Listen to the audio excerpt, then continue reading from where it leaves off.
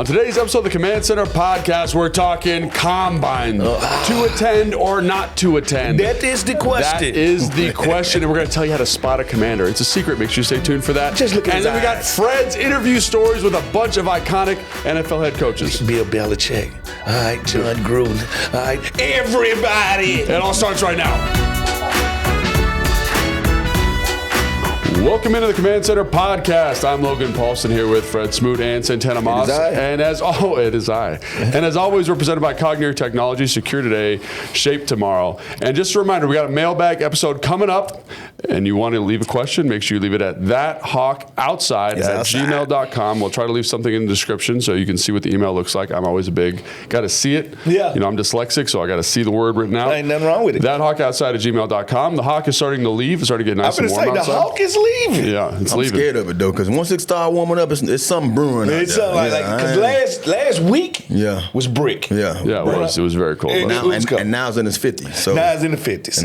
What do you think? When you say something's brewing? Well, come on. The one thing about us football players, I say it's two jobs we can walk into right after football. Yeah. And that's being a doctor. We know every ball. We do know a lot and we know how to repair. I know my body.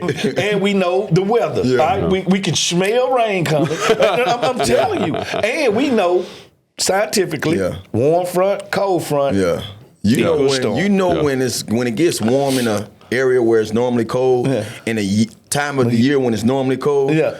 It's the calm before the storm. Yeah. So I learned that being a Florida boy. So you know, well, in Florida, that's 100% true. That happens all the time. So we're gonna do that mailbag episode we've been talking about for a couple of weeks now. Make sure you leave your questions there. We can't do it this week. Why? Because it's the NFL Combine week, and so I think this is a good week to kind of do a little bit of preview, a little bit kind of recap Tana and Fred's experiences. I didn't go to the Combine. I wasn't cool enough to go. Congrats. Yes, and so we're gonna start off our first segment with Risk It for the Biscuit attending the Combine. This is presented by Marsh McLennan Agency, your partner in risk and people strategies. So let's start with the highest level concept, right? Yeah. The easiest thing to talk about is what is the importance of the Combine? And just, again, this is kind of just your first take. Yeah. Well, I always thought the most important part of us attending the Combine is one, getting, having the privilege to attend. To me, I think that was first and foremost. Yeah. Like if you got that call and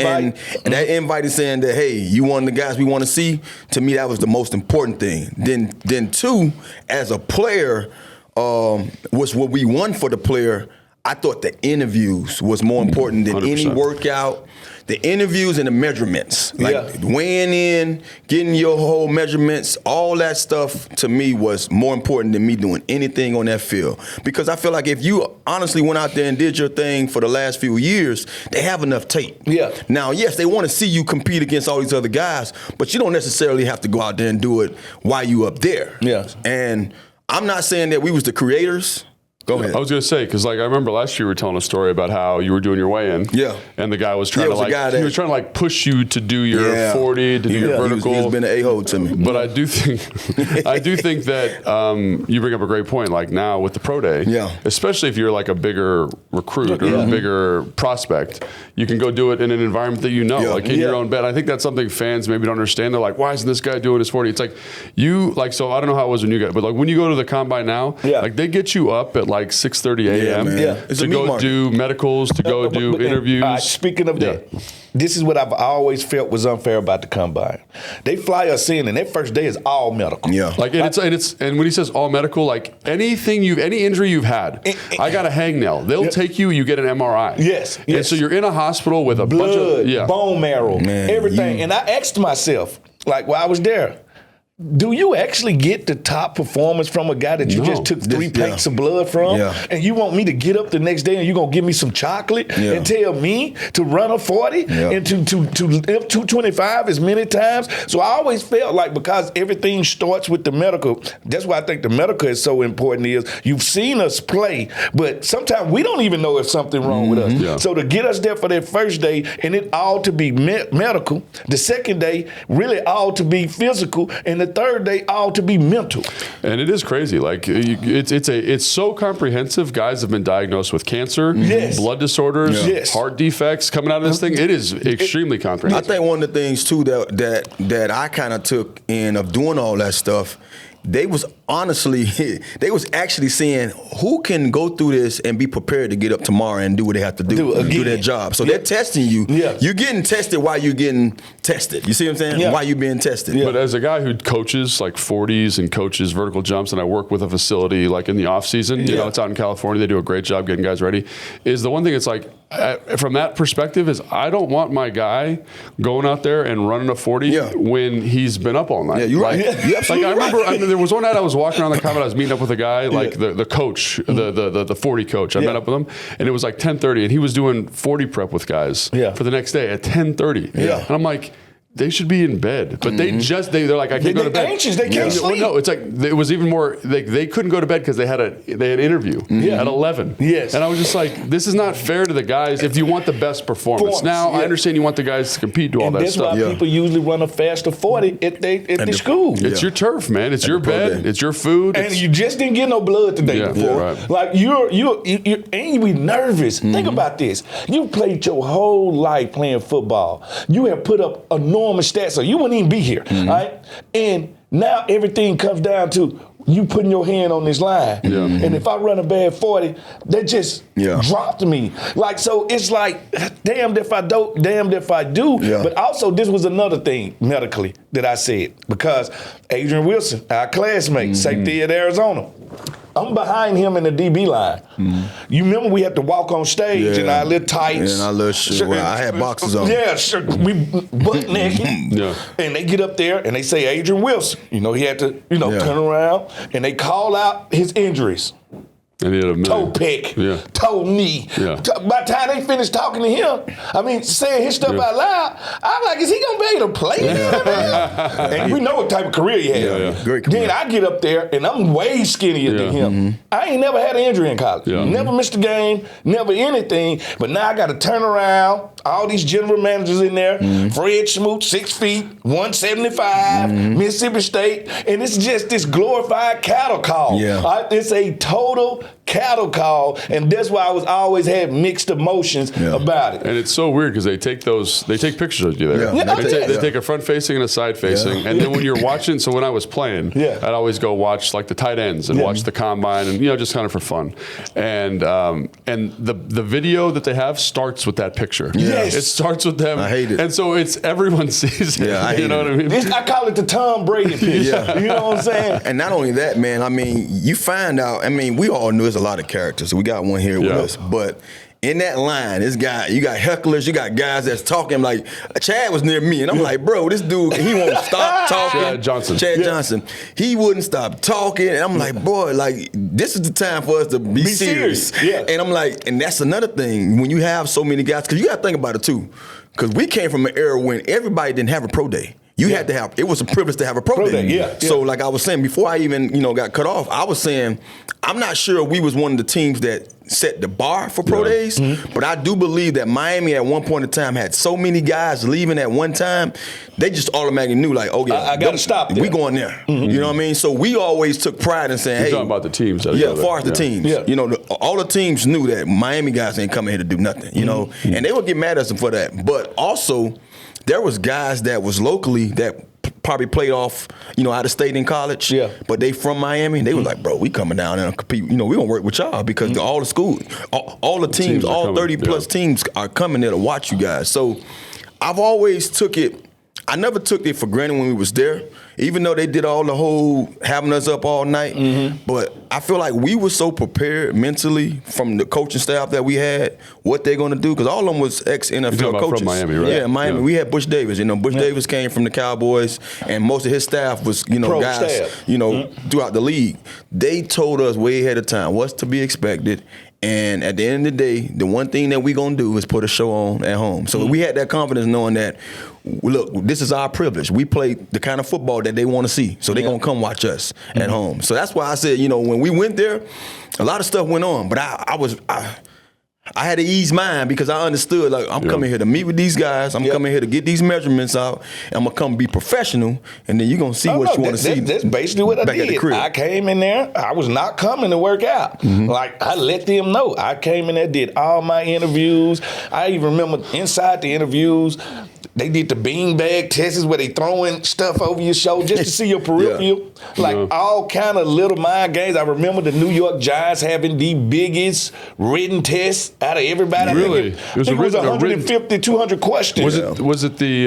Not the Wonderling. But it was the... No, every team has a personal test. Do you remember some of the questions from it? Or, I mean, it was a million years ago. Well, the questions were, to me, all over the place. Yeah. There was no strategy of what they tried to find. Was it kind of like the Wonderlic, or was it? It was kind of like the Wonderlic, but their own version. But it was New York Giants. I think that New York Giants, they trying to not only test your IQ, they trying to see where you at when it comes to city life also. So they'll ask a couple of urban questions, this or that. So it was the longest out of the test and the longest out of the interviews. And so you did that for your... They waste. I feel like that's a waste of time because isn't that the time where they so for interviews they get you in a room, they have a formal interview and they have an informal interview. So informal interview is like 15 minutes. You have a cup of coffee, you sit down. It's hey, what's up? I'm so and so, and they just kind of talk through. A formal interview is something they have to declare. And so it's a block of time. I think it's about 40 minutes. At that time they wanted you to come take that test. That's crazy. Certain rooms, certain meetings you went in, you actually got a packet. Yeah, you got your packet right there. Sat there. And you didn't talk to the GM or anything? Not yet. No, not until you finish. They sitting there watching you damn and take the test. That feels like a waste of time to me. It was a waste of time. I know I passed mine with a flying F. It was 2000. If you was grading me from that, boy, hey, it was a wrap. That boy illiterate.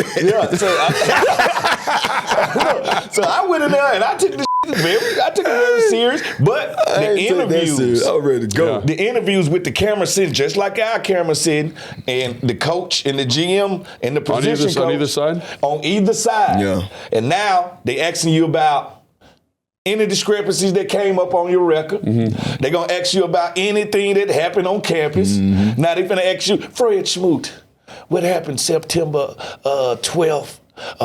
1999.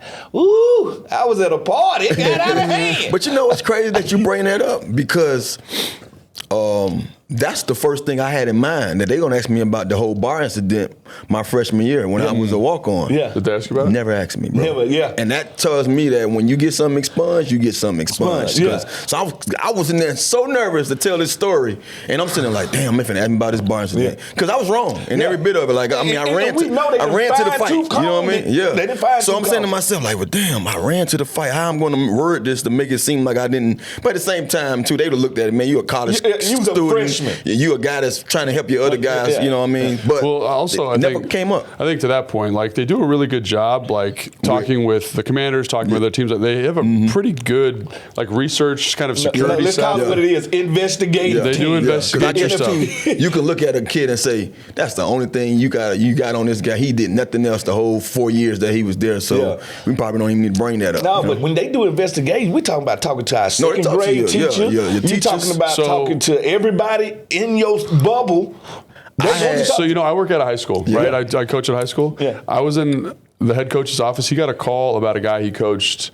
I guess it was 4 years, 6 years ago now. Yeah. 6 years ago, he was a sophomore. Yeah. And they were asking how he was in high school. Yeah. And he's getting drafted this year, and I did a report on him. I just done a report on him, and I was like, oh my gosh, like how crazy is that they're reaching out like that? They need to know what type of person. Was he work hard? Was he all over the place? Yeah. Was he like, what type of guy he is? And you can only find that out from the people that we've been around in the past. And I think that's one of the reasons maybe why they don't ask Tana about it, because like you hang around Tana for 5 minutes, and like his coaching staff, they're going to vouch for him. They're going to be like, hey man, he's a good dude. He works hard. No, they was like, he's like somebody's uncle on the team. 100%. He's like 90 years old. But see, the thing about it too, and I didn't know they was doing that until I bumped into people in the neighborhoods, and they were like, hey, I got a call. No, the same thing. I had the same thing. Really? They find friends. They find like they called my high school coach. My high school coach already knew that stuff. Like we had a bunch of guys that went pro already, so he would tell us that stuff when we was in high school. Yeah, I get that call down the road, and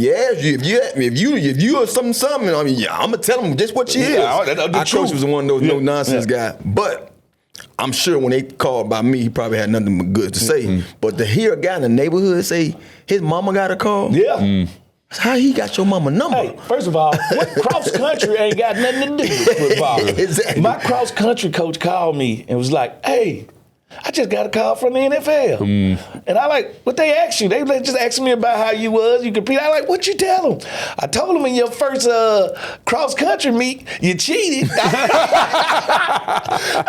They weren't surprised. No, listen, I ran literally down the hill, and I finished so fast that they were like, come on, dude.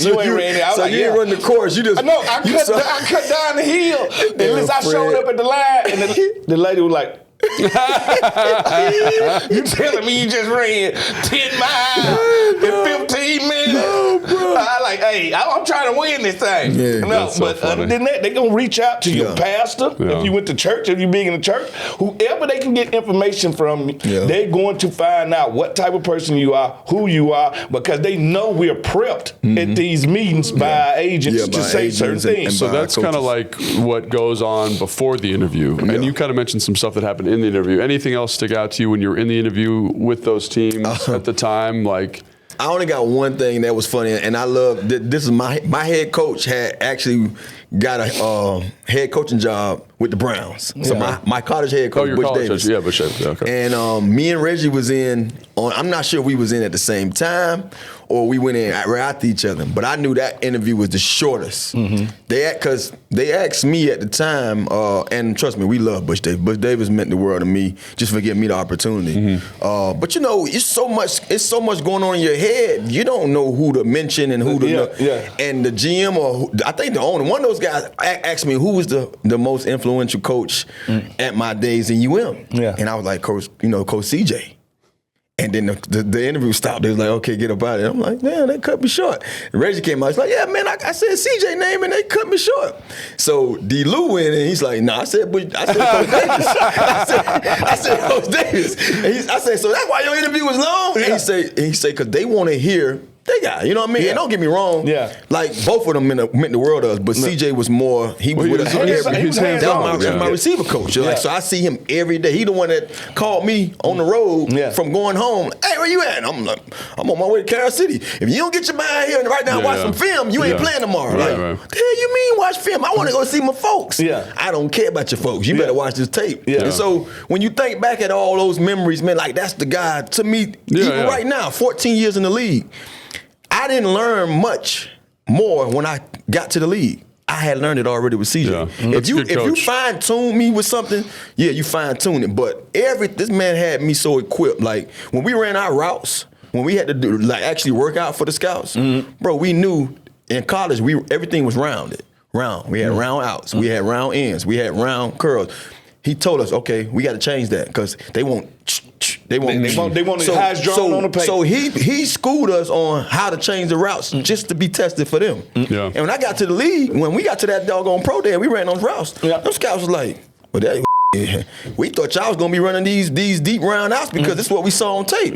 Nah, we knew what y'all was gonna. That's a good coach, man. You know what I'm saying? So he had us so well together, man, to where I gotta give the man his credit. I gotta give him his flowers. You know what I'm saying? And I think that's totally fair, Fred. And again, like, do you have any kind of weird? Listen, my whole thing was weird. Were you? So I know you now well, right? And we're friends now. But what were you like in college? Same person. Wow. And so I'm sure, with like, no governor. I'm sure with Tana it was like, oh, this guy's your uncle. And with Fred, I was known in college for being the mouth of the South, like talking trash. So all the coaches want to know, was I facetious in my trash straight talking? manure. Or was I authentic? Were you authentic? So I'll never forget my John Gruden. I go to John sitting there, you know, he got this way of talking. Guy, I heard you saying. And I like, which one did you hear? He like, talking about 80% of the world is covered by water and you cover the rest. What are you going to do when you got to play against the Aquaman? And I like, what? I like, first of all, I ain't scared of nobody. Like, so I'm getting into my own mode now. And because he's so loosey-goosey, I'm loosey-goosey. I leave from him and we just really going back and forth talking noise. So when you say back and forth, because like I heard an interesting interview story about a coach that we know pretty well and a receiver that's kind of famous in the NFL now, and he was like, like, he basically said, "Oh, I'm Julio Jones," and the coach was like, "No, you're not." And they got like kind of heated about it. Was it heated? Was it heated discussion? It wasn't heated. It was all in fun. I'm laughing, he laughing. Yeah, Fred talk as much as crap Fred talk. It was always you always got a sense that it come from a good place. Yeah, you see what I'm saying? Yeah. Like sometimes, like I'm listening to the dude tell people stuff about themselves, and I'm like, bro, like you can't say that in some places. Like we want to fight. Like where I'm from, we gonna want to. But when it come from him, it's funny. You didn't feel that it was that aggressive for you to kind of be offended. You see what I'm saying? Like that dinner the other night, man. I was like, I'm surprised there's not a fight right now. And we had fun. Yeah, we had fun. But then I go from non-serious Gruden to Belichick. How was that? And Belichick showed me some of his loose side, but he was very stoic. He was very into me as a player also because not only did he interview me at the Combine, when we had to do our trips, he flew me to New England. So sometimes I wonder if they do that, and I think that it's probably both. They wonder if I wonder if they do that because they didn't get a good enough feel in the Combine interview. They just want to see if it's the same guy again. You know what I mean? And I think they want to. I just think they want to dig a little deeper because he ended up taking Richard Seymour. The defensive tackle. Defensive tackle, right? Defensive tackle. He took Seymour and he took Leonard Myers. Leonard Myers went the second round of him. Yep. So he took these guys, but the interviews themselves was so different. One was just totally all business, kind of stoic. So Fred, he more asking about the problems because he like I see you don't have a problem with man-man coverage. You do well in zone. You're a willing tackler. But what if I ask you to play special teams for the whole first year and don't start? How you going to feel about that? You've been a starter since, it says you've been a starter here since 10th grade. Were you ready for the question? I was ready because while he's asking me, I'm processing. No, but I'm saying because now they've got like these preps. Well, like now, like one of the things you do when you go to Combine prep is you have a coach that that does interview prep. And I had one that coached me. I mean, that prepped me, but also you can't prep me for 32 different personalities. Right. So this personality right here is basically Inspector Gadget. He wants to know how you gonna feel. And I was like, well, coach, if you want me to play special teams and you think that's better for the team, I'll do it. But I'm gonna still be fighting for this starting job. And so he was more trying to see mentally, are you a competitor? It's a good question. And Bill Cowher was very much a mixture of the two, where he could sit up there, chew that bubble gum, get serious, but also get loose enough so you can relax and talk to him.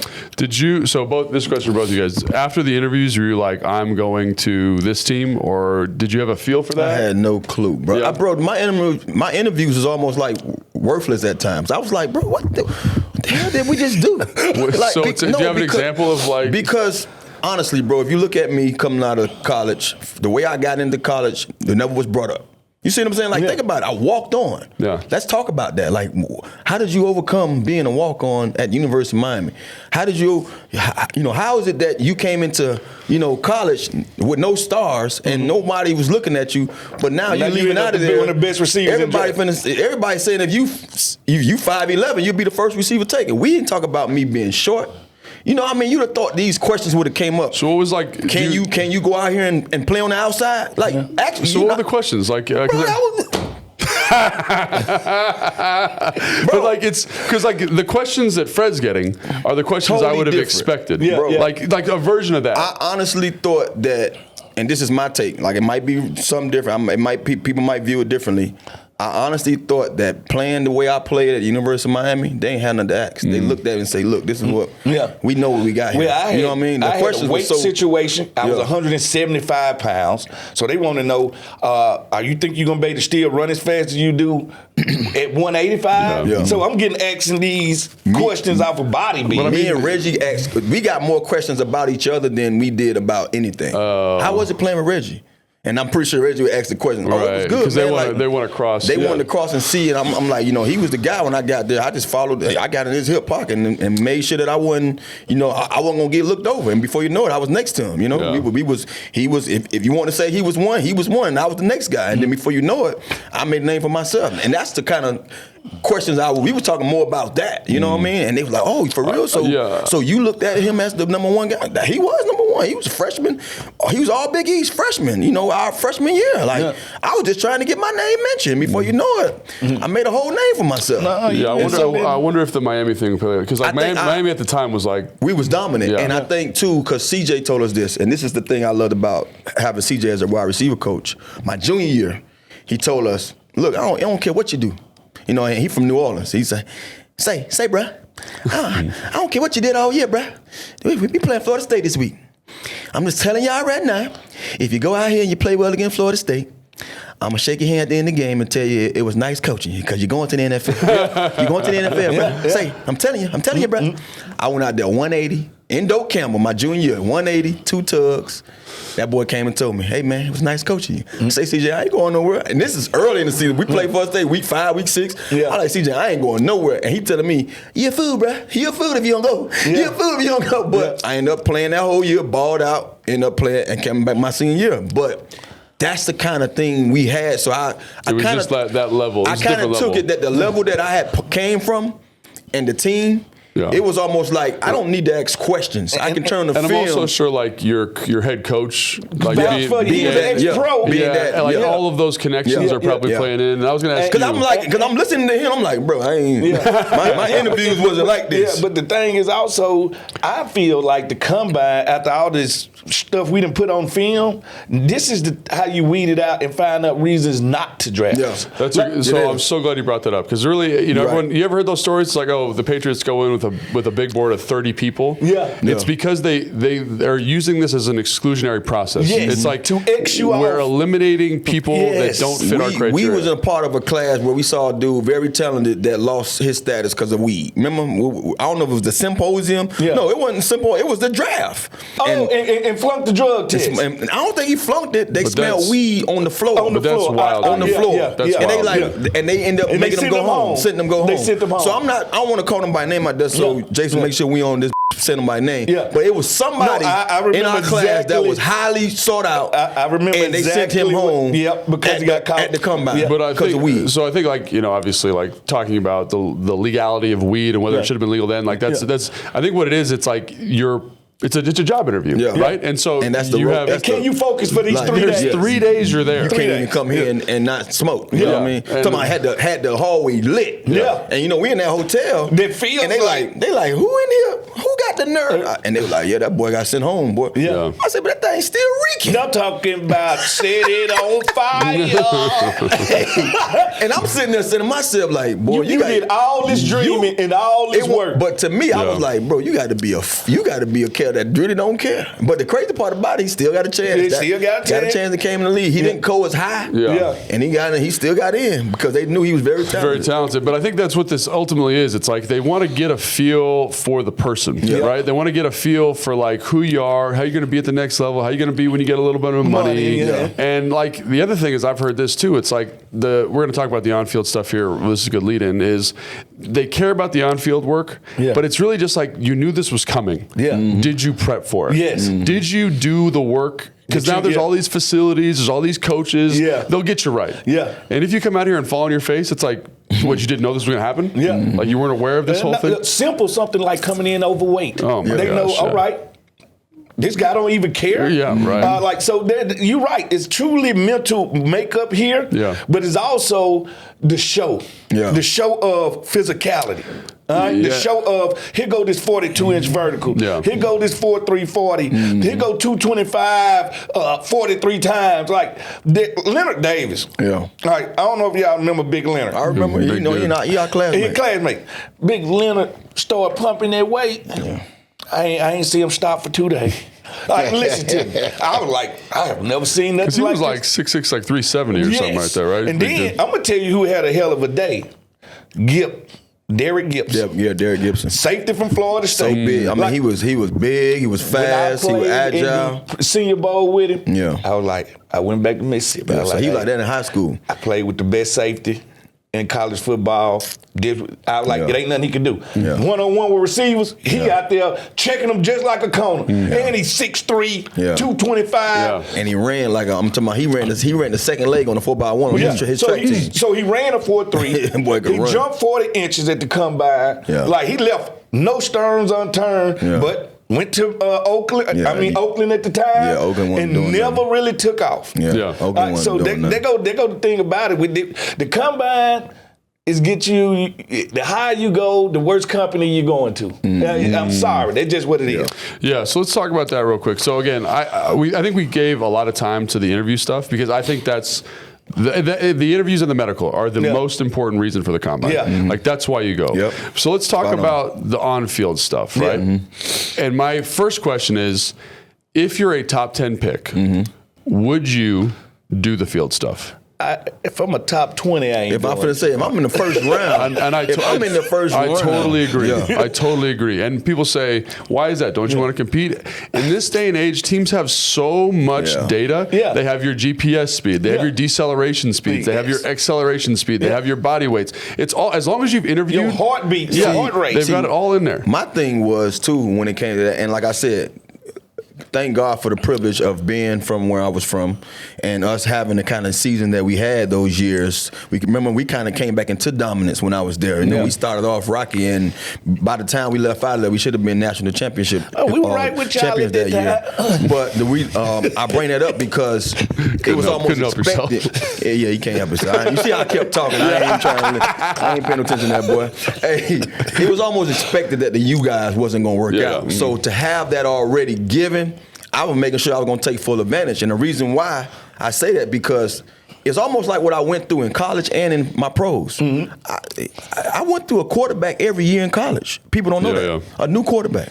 And then I get to the pros, and it's the same story. So if I'm finna have the biggest test of my career or life to try to get these people to say what I did this past few years, 4 years in college, is showing up on this field. I don't want to go out there with some Joe Blow I don't know, or some coach that's trying to tell me catching the ball, or even just these coaches who telling you to do these drills. I'm watching some of the drills that time. I'm like, come on, coach, be light on that guy. Like, you tripping. That's why I like Steve Smith there, because Steve is so just, he kind of one-track minded. Yeah.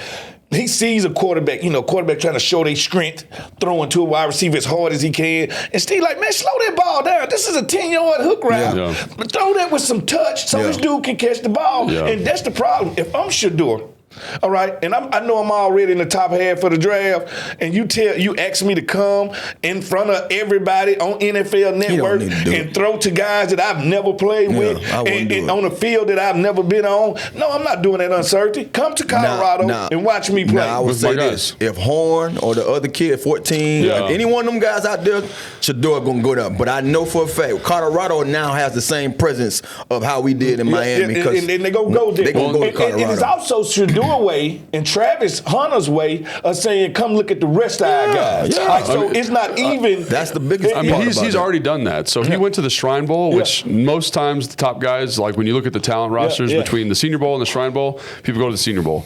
He went to the Shrine Bowl, didn't work out. Interviewed with all the teams there. And you know why he did that? Because he had 3 receivers at the Shrine Bowl. So he's like, come watch my guys.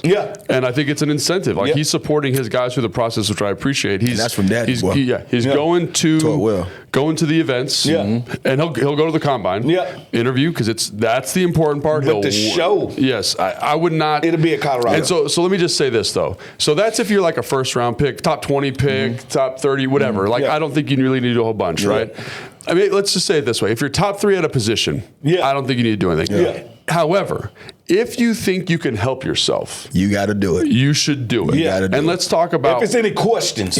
So, like for example, like Abdul Carter, like the number 1 edge. He's the number 1 edge on my board, maybe the number 1 player in the draft. He should not be going, but he's going. But if this dude comes out and runs like a 4.2, has like a 1.47 split, jumps 42 inches, like dude's going to be the first pick overall. Like, most definitely, it's happening. Yeah. So if you know you're gonna ace the test, take the test. If there's any doubt, like so, for example, like Marvin Harrison Jr. last year, I think there was some doubt about how well he was going to run. Yes, his top end speed. Or who's the tight end for Philadelphia? God, his name escapes me at the moment. Dallas Goedert. He didn't run a 40 the entire pre-draft process. Yeah. If it's gonna be if it's not going to be an A+, don't show him. Throw it. Yes, it was somebody else who didn't run. Oh, but he was fast as all outdoors. The boy Jackson Lamar, he didn't run. Lamar didn't run because he didn't want to be a wide receiver. He had to. want to be a wide receiver. He's like, you finna sit here and tell me, oh yeah, he 4'2", he need to be a receiver. I was listening to something that Eli said the other day. Eli Manning said, "You know what? I have never ran a 40." Ever one day in my life. Yeah. I didn't run one in high school, junior high school. You don't need it. He was like, I was just never going to do it. Mm-hmm. Like, why would I do it when I know I'm not fast? Yeah. Like, I can throw, I'm going to show you what I can do. Throw the ball. Like, don't give a team a reason not to be like, oh, he runs a 5'3". But this is my question with that, though. At one point, you couldn't do that. So how the hell did Eli get excused? He's a man. Well, we know. I don't know why I asked that question. But my bad. I take that back. But for any other guy, they don't have that privilege. You see what I'm saying? Yeah. So at one point, bro, the 40 was for everybody. Yeah. They don't care what you think you is, what you gonna run. They want to see it. They want to see it for the simple fact that you're under the pressure like everybody else. You're under this microscope. All eyes are on you. That clock and it's silence, and everybody they're gonna blow that whistle or whatever's gonna happen, and they're gonna get that time. So when I see that now, like these kids are coming in and saying, "Hey, I'm gonna scrap this, I'm gonna scrap that, I'm gonna scrap that." Thank God that you can do it because at one point you couldn't. No, you could. It was no fair dodging in our day. Yeah. Like you had to get it done unless you had a loophole. I think too for what we experienced as players just back in them times, you almost look forward to doing it. I mean, even though you probably lift that weight, one time? One time. But you did it with knowing that, man, I'm going to do this one time and tell them to go and kick rocks. And guess what the coaches told me? Son, most DBs and wide receivers won't even try it. I didn't do 120. Yeah. I didn't do 225. I didn't do it. He said, because you got under there knowing damn well you were going to get 1.5 reps. Right. They were like, that showed us you ain't really afraid of anything. Look, we knew we was lifting. We was, I could have threw that 225. But I'm like, do I want to be doing this and then got to go run? I think that's the thing. Like what they did a couple years ago is they were benching before they were running. Yeah. And then everyone was running slow. And so everyone just said, I'm not benching. Yeah. And then they said, well, we want people to bench. So now they do the 40 first because they want people to run. Because this is maybe leads nicely to the next question. The most important drill at the combine is what, in your opinion? I think it's specialized to your position. Yeah. For a DB, I think it's the W drill with the ball. I also think it's running routes on air, backpedaling through routes. Because now I can see how smooth you are in your hips, how fluent you are, how fast you can turn and get back. It's interesting you say that, though, because everybody like who doesn't go to the combine or watch the combine is going to say, oh, it's the 40. No. But to me, it's the on-field stuff. It's the drills. And it's important because you go, Fred Smoot goes, Logan Paulson goes, Santana goes. And we all go right in order. Yeah. And then I can be like, oh, he's a little bit tighter than I. He's stiffer than him. Yeah. He's going to have a hard time with that. Like look at how he adjusts the ball. Yeah. And again, the 40 is the one that gets all the pub. And I get why. Because it has this Olympic, it has this fastest man in the world. Yeah. It has this measuring to it. Now, I will say this as a receiver. It might not be the most important, but I've seen receivers lose, drop, and gain status from running either a good or a bad 40. Yeah. But I would say this also, too. To me, and I hate this. I hated this drill, and I'm glad we had to do it at our pro day.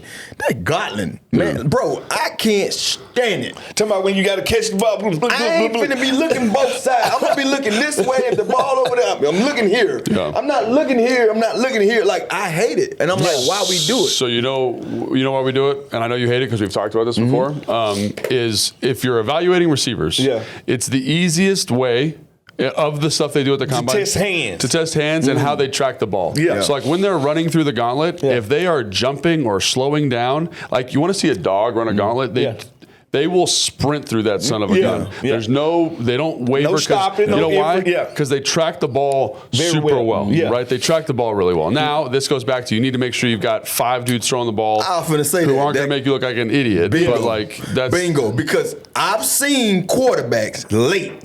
And no matter how fast that receiver was running that gauntlet, he had to hesitate and wait on the ball. That messed up the whole drill. Yeah. So it's not going to always be your fault. Yeah. It could be the guy that's throwing the ball to you. So now my gauntlet is trash because I got a quarterback up here who shouldn't be up here throwing me the ball. Rome of Doomsday is an example for that. Rome went through the gauntlet last year. It didn't look good.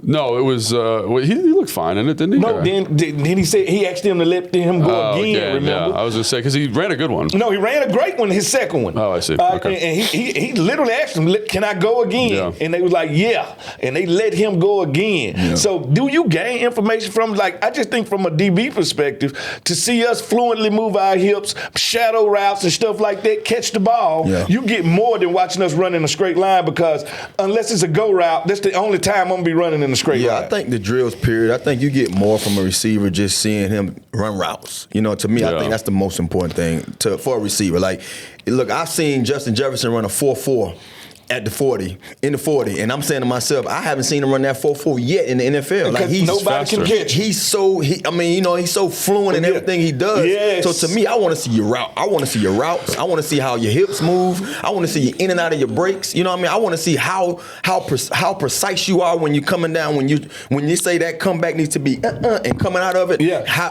do you round it? Do you take an extra step? Like that's what I'm looking at as a receiver. This is so interesting you said that, Tana, because like I do a lot of like training on the side, right?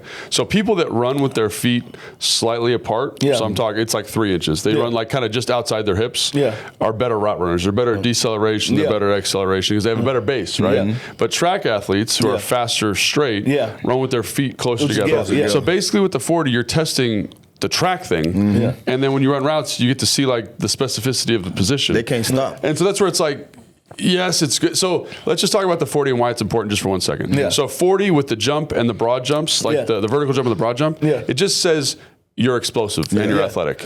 I need to see that athleticism apply to the drills. So that's really all it is. It's just saying, are you fast and athletic? Yes. And now let's go look at you run route. And as a DB, I can watch a receiver do one practice of route running, and I'll tell you how dominant he is. Yeah. From the first time I seen Chad run routes at the Senior Bowl, not bad. I said he's the best, probably the best route runner. It wasn't the ability to go vertical, it's his ability to stop. His ability to stop with no wasted motion. And to get in and out of those breaks, I was like, this dude is a tap dancer. Like, this dude feet. So for all you kids or all you coaches at home, like, it's the speed is important, but the stopping and the starting is way more important. You know who was great at that? Was this guy right here. Right there. I was going to bring up a story. It's crazy y'all say that. So we got a guy, I don't know why I'm drawing a blank right now on his name, but Melvin Bradley. Melvin Bradley, he's a scout now. He's actually an agent now, but he went through years of scouting. He was a badass back in those days in the University of Miami. He wore number 5 as a running back. He's from the Miami area. He at the time when I came in as a freshman, you know how you have those practices where all the coaches come out, all the high school coaches and all. Just check things out. Melvin come out there, he watching us. No one knows nothing about me. I'm wearing number 48. Melvin Bradley tell me this story right now. I was every time he brings that up. You know what? It's crazy because I like if you can look good in that, you know you got something. So Melvin say, Tanner, swear to God, he just told me this story when we went up for the draft in Detroit. I saw him. Eric Gang, what's up, baby? We talk. He said, Tanner, I tell a story. He said, I take pride in telling people this story about you. He said, the first day I ever watched you practice, he said, boy, you ran a comeback or something, and you gave a guy that fake, like you going inside and turn back out. And like he said, I told everybody that's a first round draft pick. I was a true freshman, walk on. So. That's and gangster. He was a scout. That's gangster. If you're a scout, he say the ability to stop. They say, who is that? He say, I don't know who it is, but that's a first round draft pick. He say, I told the receiver coach, CJ at the time, he say, that's the first round draft pick. CJ was like, nah, boy, that's Santana, but he gon', but you gotta look. He say, yeah, I'm gonna watch them, but I just saw what he just did. If he do that all the time when he run routes, he a first round draft. He say, Tanner, later you became number 6 the next year, and I say, boy, the rest was. He say, y'all go ahead and get ready for him. But it's crazy for you to bring that up because how many times have we watched receivers go blow the 40 out in the comeback? Yeah, and then they take it in the first round like and can't play football. But that's the thing I hate about the draft because there's so many, and the Raiders was known for this. Run a good 40, you a Raider. You a Raider. Yeah, like come on, man. Like you finna tell me I just went out there put 4 years of work on film, and you gonna draft this kid in front of somebody? Have you not learned from Jerry Rice? Have you not learned from Jerry Rice? I do not need to have. I don't need to touch the peak of all athletic prowess. Like to prime be example, Reggie. You know, Reggie ran 4.5, probably 4.6, and I remember CJ joking with him about it. He's like, "Boy, you slow, but you." No, because like Reggie funny. Knew that his 40 was probably gonna be the worst thing he. Yeah. But nothing else Reggie did was not gonna be. You know, top he was doing what he did in the pros as a freshman. When he walked in, that boy caught a BB in the dog. I watched that boy catch balls like he made my hands better. I used to be looking at them boy. I can't drop. But I think as a scout, like when you watch the film and you watch Reggie, well, you understand that he's not the fastest guy, but he's technically sound. He catches the football, and so in the drills, like if he's dropping the ball, and he a dog. Yeah, but I'm saying if he's dropping the ball all the time, then you're like, maybe I gotta go back and watch. You know, like that. It's literally you're just checking a box. You're saying, I think he's fast. Oh, he's fast on the 40. He's fast enough. Oh, I think he's a little stiff. Field work, a little stiff, but that's okay because it was productive. Like it's all just kind of supporting stuff you've seen before, and so. Last question on here. Most underrated drill. I'm going to answer this first. Yeah. To me, it's the measurements at the combine. I'm a big measurement guy because there are minimum thresholds for positions. Like, so when I see good arm length, when I see good body weight, when I see good height, especially for offensive linemen and defensive linemen, I'm like, and people are like, oh, why do you think this guy's a guard? I mean, I've never seen an offensive tackle be successul with 32-inch arms. Yeah. It's just not a thing. Not with them kangaroo arms. It's not a thing, right? So like they're in like corners that have longer arms. Like Fred and I always do this all the time with the arm range. What am I? I'm 4 inches taller than you, but our arms are the same length, right? Yeah, the same length. So his ability to... You're right. He got them AI arms. Dude, He touches his knees while he's standing straight. It's very right because when I did my measurements at the thing, they was very impressed with my hand size, and they was like, my God, son.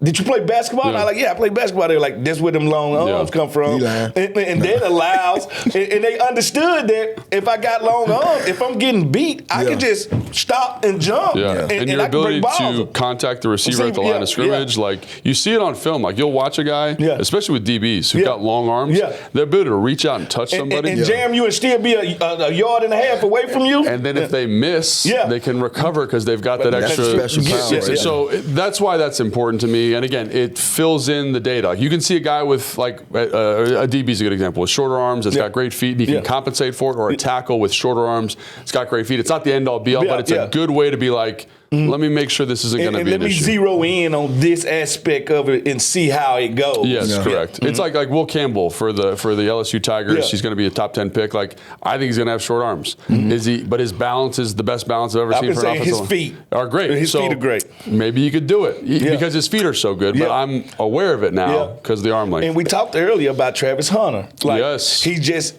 such a great athlete, but technically, he's not sound. Now, when I turn on that Will Johnson film and watch Will Johnson from Michigan, technically, he's the best cornerback in this draft. Dude, I had the same thought. So I'm doing receivers for Ticket to the Draft with Jason. And we were talking about McMillan from Arizona. And I think he's a better receiver right now.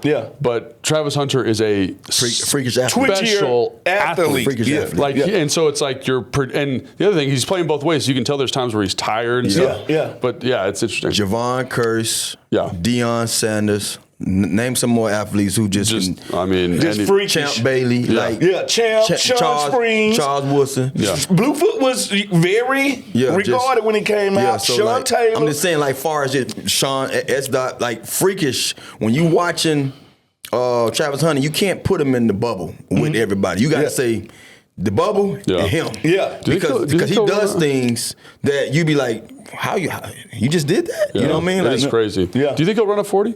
If I'm him, I probably wouldn't. I don't think he's fast though. He's fast though. No, he's fast. He got nothing to hide in it. You know what I'm saying? But I guess like for me, if you run like a 4.4, it's like I'm just like damned if I do, damned if I don't. Like I just don't see him benefiting from running a 40. Like, you talk about film all the time, Sam. Like when you watch this film, you're like, damn. Like this dude's a special mover. No, he's fluent in every way possible. He takes that wide receiver mind to cornerback, and he takes that that cornerback mind to wide receiver, and he displaces both of them. Yeah. Like, he will find out a way to beat a corner, just like he'll find out a way to stop a wide receiver. Now, in my comparisons, we talked about it. I feel like as a wide receiver, he's Smitty, Devontae Smith, another guy that won the Heisman with the same body type and the same twitch. As a corner, Champ Bailey. Yeah. All right, so I would rather have Champ than Devontae Smith. Yeah. So that's why I say I would rather put him at corner and sprinkle in some wide receiver, because I believe that his defensive side is his higher end side. It's also more valuable, I think, too. Yeah. I think it's easier to find wide receivers. Okay, so I get this question all the time, and I know we're getting tired because Santa gave us first yawn. So we're going to do this. How to spot a commander at the combine? Look for clipboards. That fine-tuned comb. That fine-tuned comb. Just, you know, it from what I studied from Adam Peters last year. Yeah. You have to check the box. They're going to investigate, are you a leader? Yeah. They're going to see, do you love football? They're going to see, are you selfless? And so those are 100% right. I dropped the mic on that one for you. So I'll say this, though.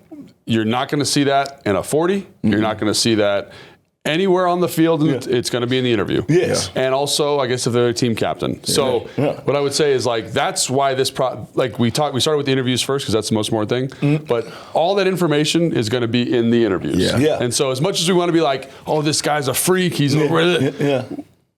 I don't know how he is as a person. And you can watch in the drills and if the guy's breaking it down and clapping it up, but their coach do that too.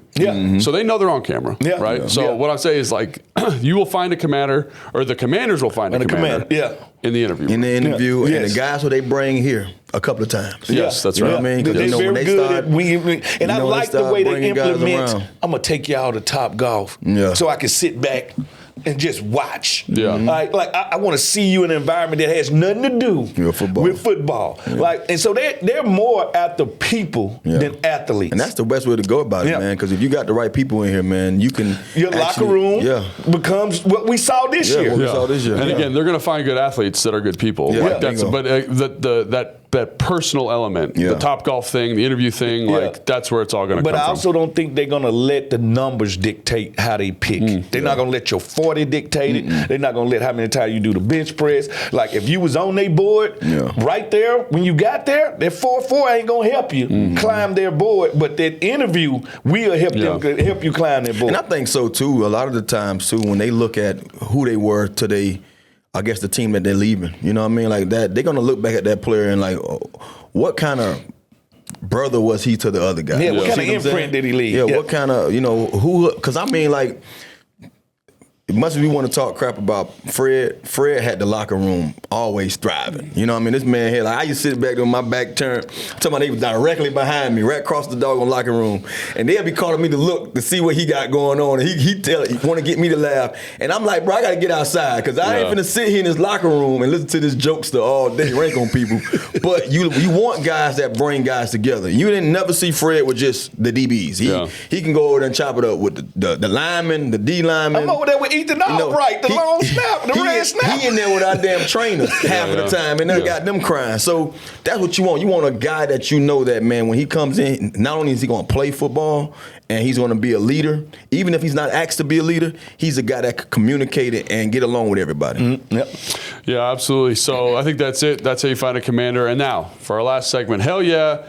Hell nah. Hell no. Is there anyone specific? We're going to kind of just throw this in a catch-all that you guys want to see. So they're all going to be hell yeahs this week. But is there anyone specific or that you want to see or you're excited to see at the combine, and why? I mean, I really want to see. Honestly, I never get up in for this combine stuff. But I don't also, even watch it's like it. it's a tight turn. By the way, it's so long, man. I never watch it. But I do want to see how Shedeur and Cam graze out after it's all said and done at their respective pro days. You know what I mean? I want to see them at their pro days, see what they do. I watched a ton of football of both of those guys for the last few years, especially Cam last year being with them, being with Miami. And the one thing that I took from watching them this year that they can't do in the league, everything got to be sped up because they took their time with trying to find open guys. So now I want to see what they do in these drills of and I know they can do it, but I want to know, do we worry about that coming into the league, that most of these guys, they going to hold on to the ball or not as a quarterback? Like, do you watch a quarterback in college and say, well, he held on to the ball a lot? Absolutely. Is that just from what his offense allowed him to do, or do you think that's something that he does on his own? You see what I'm saying? So I think there's guys where you can see like the anticipation, like that anticipation word to me is when big for the quarterback. When you're throwing people open, and if they show signs of that, then you can trust like even if they've got to get better. Like Jaden Daniels is a good example. So everybody got to get better at something. Yeah, so he didn't do a lot of like throwing people open because the offense didn't want it. But there was enough throws. I'd say probably 20 throws over the course of his whole career. Like he can do it. Yeah. Just they didn't ask him to do it a ton. And his wide receivers just torching people so bad. Right. He didn't have to. Yeah. Like, let me throw this safe ball up here to make sure Malik Neighbors a first But you actually saw that in him though. You saw that he got a quick release. You saw that he can all this stuff. You saw the playmaking ability. Like you see it. It's just like, so for example, Jalen Hurts. Yeah. Like he held the ball a ton in college. He took a lot of sacks in college. He does the same thing now. Like there is a reason that you look for that. And that's the reason why I brought that up, because I'm thinking about Jalen Hurts and I'm saying to myself, I know watching Miami all year, we was the only thing that we had a knock on Cam, which is hard to knock anything about him. We were like, man, get rid of that ball. You know what I mean? But see, that's what happened when you got them legs. Yeah. When you got them legs, you like. But he's not a fast guy. He's just very twitchy. Yeah, he can buy time. Yeah, you know? Most definitely. Yeah, and so the other one I want to ask you about, because I'm just curious, is Xavier Restrepo. Passed Santana Moss for Miami's all-time receiving yards leader ever by a Miami Hurricane with 2,573 yards. Yeah, that was mine, I believe. I'm not sure if that's his. That was yours? Yeah, that was mine. I think. Did you do that in college? I think he shattered mine. Yeah. He said he only beat you by like 400 yards. No, I did it like in 3 years. Because remember my first. So how long has he been in school? Do you know? 5, I believe. Did he get a COVID year? Yeah, so he did it in 2 more years than our guy. He did 5. But he's a dog. He's a dog. No. If you look at him, this is my comp on him. And I don't know a lot of the new slot guys, because it's like it's a guy in the Chargers. You talking about from Georgia? No, not the white dude. No, not him. It's a little dude. Lad McConkey? McConkey. Yeah. He's pretty dope. But when I look at slot receivers, when I look at Restrepo, I think of a Julius Edelman, Wes Welker. More Edelman than Wes. Yeah. He's a dog though. He's a guy, but he catch the ball to me like Reggie Wayne. Like so he ain't gonna be great at no one thing, but good at everything. He can run outside. You can put him outside if you want to, but I think he would dominate the slot. I'm in love with the Miami tight end. He would dominate the slot. Arroyo. Do we think we could probably land him over here? No, I'm just saying. Get Restrepo over here or get any one of my Miami guys. I think he is a ultimate. Like a weapon. Yeah. Like a move. Now, he remind me of a little Jordan Reed-ish. Yeah. He's very Jordan Reed-ish. Slash Hernandez. I was going to say Hernandez. That's who he is. But I'm also throwing him out there, and people might not like to hear this. Kevin Winslow. Hey, listen. Dude, he does. Bro, he does look like him. When I look at him, I'm like, damn, I see Winslow. I don't know if it's the 80, I think. It's the movement. It's just the man. He looks good. When he got the ball in his hand and he moving, I'm like, I'm more when you say, am I more psyched about who can? I think I'm more about who can move up the draft. Yeah. And this draft got like 30 running backs. It's some talent though. It got like 30 running backs. So if any room crowded, it's the running back room. Mm-hmm. I got my eye on a couple of guys. I got my eye on 32 from LSU. From Ohio State. He's from Virginia. Henderson. He's from Tavon Henderson. He's from Virginia. That boy he can roll. Yeah, he's from Richmond. I like South Carolina's Raheem Sanders, Rocket Sanders. He was at Arkansas first. I am very intrigued by him. He's a big dude, isn't he? He about 235, but he runs like a 4.340. Like he is me. So is the running backs coming back, man? No, it's gonna be. No one's gonna get paid this year. No, I understand, but in this year's class, it could be 30 guys. Yes. Like it could be 30 running backs drafted in the whole weekend. Wow. Like that's how good they are. You know, Genty. he's the front runner. Yeah. But it's some guys behind him. Like Keelan Johnson. I mean, an Iowa guy. Yeah. Like it's Johnson, Hampton from North Carolina. Hampton. Yeah. Like it's so many running backs. I saw that watching college football this year, that there was a lot of running backs that was making a name for themselves. Every time they try to smush a position, I watch them try to do it with the tight ends. I watch them try to do it with guards. I watch them try to do it with safeties on defense. Every time they try to belittle a position, it shows their importance the very next year.